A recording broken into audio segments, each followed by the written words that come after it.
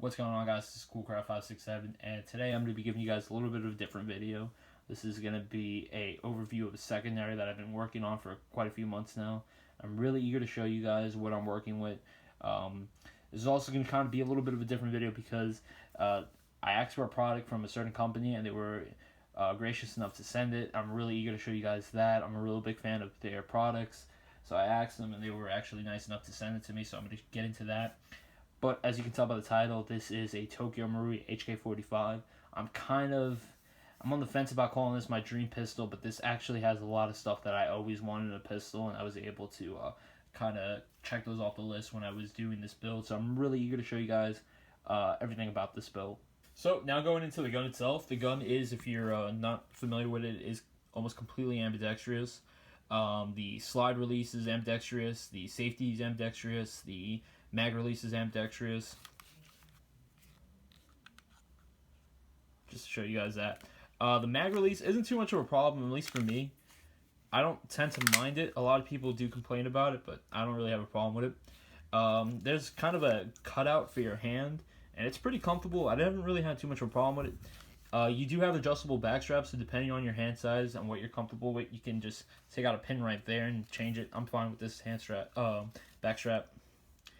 Going over here to the front, this does include a suppressor. The tan version or the tactical version does. Unfortunately, I don't have it. I do have the thread protector, and I really like the thread protector.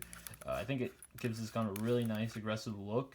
I don't really think you need the suppressor, and it just adds too much. Just makes the gun a little too long. Not really too useful with it. It does actually make the gun quite quiet, so I will give it that, but I don't really need the suppressor, at least for me. One last thing that did suck about when I did get this thing imported is the trademarks were burned off. So I don't really have too much of an issue with that. I'm not too crazy on trademarks. I know some of you guys might be, and that would really suck. That might even turn you off from buying this gun, but I necessarily don't have a problem with that. So now that we've gone over the features of the gun, I'm going to go over basically what I put into this gun, some of the accessories that I've swapped out and stuff of that nature. So starting off here on the bottom, we have a Surefire X300 Ultra. This is an extremely bright light coming in at 500 lumens. It's pretty easy to use. If you have two hands on the gun, you can simply just take both your hands and push it in with your thumb for kind of a momentary on. And if you need to keep it on for a long time, extended period, you can kind of flick it down or flick it up. And it's going to stay on as long as it stays in those positions or until it runs out of battery. Now, one of the bad things about these Surefire lights is that the front glass can get shot out. I know I had one before and it did get shot out, so I'm going to have to make sure that that does not happen, or I'm going to have to get Lexan soon for it, but that's not necessarily a problem. If I do want to take it off, just push these two things back and push out this clip. Take it out. There you go. I personally think the pistol looks really nice without it, but I just tend to keep it, and that's because I need it for the holster, for retention. So the next thing is the Trijicon RMR on this pistol. It's a really nice red dot. You can get about 5 years of runtime on a single little battery. The red dot's really crisp. It's really nice. You're not going to have to worry about this thing moving off target as long as you keep this thing. You center this once, just wherever you shoot, that's where that BB is going to land. So it's pretty nice. A lot of you guys might be wondering, why would I put such an expensive optic, especially on a pistol. I had this thing on a rifle, but I sold the rifle that it was on, so I just wanted to move it onto something that might actually get use. And just so pretty much this thing could actually be zeroed, unlike a lot of RMR clones out there. This thing is not going to break on me. I had a fake RMR on another pistol build that I did, and the glass ended up actually just coming off of it, and that was a huge pain in the ass, but whatever. This one actually will get some function out of it. This thing can actually be zeroed, and it's not going to really be it's going to be able to take abuse. It's not going to, the glass isn't going to fall out from, putting in a holster 2 or 3 times, so that's nice. So now that we talked about the red dot, let's talk about how the red dot got onto the slide. Now, full disclosure, a company by the name of DCI Gun sent this to me for free. I did message them a couple weeks back. I said, I really like your products. Would you guys be interested in sending me one to test out, make a video on it? And they agreed to. But regardless of what they said, I was going to buy one of these because I was blown away by what they're doing. Now, they make upgrade parts for pistols. As you can tell, I don't have a front sight. I mean, I have a front sight. I do not have the rear sight. But, what they kind of did was they bridged the gap, because if you did want an RMR on your pistol, you kind of had to go get a RMR cut slide. And I wasn't really too much of a big fan on that, especially since, some RMRs aren't spec'd to the same size. And, if you get an RMR cut, it's going to be basically cut out right here. And, you're going to have to put the RMR, and if the RMR doesn't fit, you're going to have to either mill it out or not run it, and it just looks awkward and weird. So I really like the way that they went, where, you can replace the rear iron sight, no permanent modification, and just 2 simple screws, and you're good to go. This thing is rock solid. I don't have to worry about this thing coming off. And there's not too much wiggle. I'm not going to have to worry about the red dot shifting or anything of that nature. Now, I wouldn't really recommend, putting this on your boot and cocking the gun, if you're running crazy drills like that. But, it's still good for what it is. This thing is rock solid. I don't have to really worry about it. And that's going to go for a variety of pistols, from USPs, 226s, Glocks, 1911. Different types of red dots too. So if you don't have an RMR, maybe you have like a doctor's sight or anything, you can just check them out. Check them out at DCI Guns. If you're interested in purchasing something like this, you can check impulse.jp. I'll put the link down below. Check that out if you're interested in purchasing something like that. So, in my point of view, the holster and the mag holders, extra mags, everything of that nature are, in my view, extensions of the pistol. So I would want to go into that. It wouldn't feel right, because, like I said, this being a secondary, this is something, that's going to stay on me. So I'm going to show you guys how I keep it, how I run it, and just, some of the accessories that go into running something like this.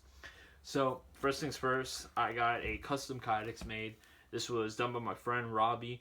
I'll link his Instagram, so if you guys are interested in getting something like this done for you guys, you can message him, and he'll hook you up. Hopefully, we'll see. So when I wanted this holster, I kind of wanted some things done with this. This wasn't going to just be like kind of, just the standard Kydex holder, a Kydex holster. I kind of wanted, a little bit of things done with it. Number one, I wanted to protect the mag release, because on certain pistols, if you brush up against a wall and that mag release gets touched, that mag's gone. That mag's coming out and you're going to lose that mag. So I prefer not to be constantly buying mags. So I wanted to cover up the mag release right there, and I don't have to worry about that. That's not gonna come out. So that mag's good to go. So I can keep it. I keep the pistol loaded, as I think you should be able to. And the second thing is, I wanted the RMR covered. Now, I trust the DCI mount. It's rock solid. Nothing's gonna happen to it. But on the off chance that I get shot and something knocks that RMR out of place, it's gonna be able to stay put. The holster might take the brunt of it, and that's not going to necessarily get damaged, because the RMR costs almost double what the pistol costs. So I'd rather try to protect that RMR at all costs. Lastly, when I got the color made, I wasn't even really, I was probably going to get a different color as opposed to this real tree, but I saw that real tree, and it's beautiful. It's one of the nicest Kydexes I've ever seen, so I told them go ahead and make me the real tree. So that's kind of how I wanted it. Definitely let him know. He definitely make a lot of holsters, so check him out. I'll put his Instagram below. Now, the draw on the holster is pretty simple. It's a lot easier when you have this thing hooked up, and easy to put it back. It's kind of high in my opinion. I'm a real big fan of the Safariland UBLs. Keep it a little bit on your thigh a little bit. But this works fine. I don't really have to worry about this too much. That's going to stay in place. I'm not going to have to worry about it. When I do draw the pistol, it kind of, for some reason, because just how the Ronin Tactics, at least is for me, kind of like pulls up the belt, and that's kind of annoying. So, it's fine. I can still do it. It's not going to be a problem, but that's just a little bit of a concern that I have, just with the belt itself, not with the holster, but we're just talking about the holster and the other stuff on the belt that relates to the pistol.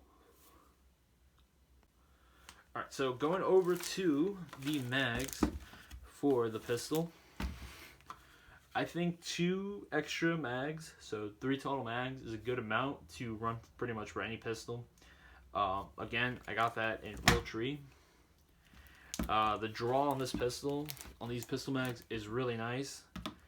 I don't have to worry about these things falling. Take a look.